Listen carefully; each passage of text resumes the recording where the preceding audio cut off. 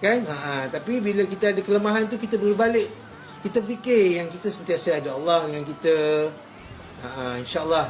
Pada yang sakit-sakit tu semua, insyaAllah Allah bagi sakit, Allah juga yang akan bagi baik. Okey, jangan takut. Terima kasih Kereta Api Jimmy. Daripada jauh kita lari sebab Alor ada bunga api pula. Kereta api. Thank you Jimmy.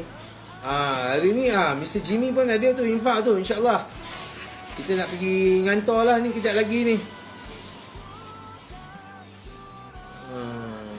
Abang yang berlakon Seroja yang lagi seorang tu, nama yang kurus tu tak ingat nama dia. Alung juga, Alung Cham. Salam Jumaat. Betul, tolong kita kena sentiasa think positif. Akak merupakan pesakit breast cancer stage 3. Wow. Kata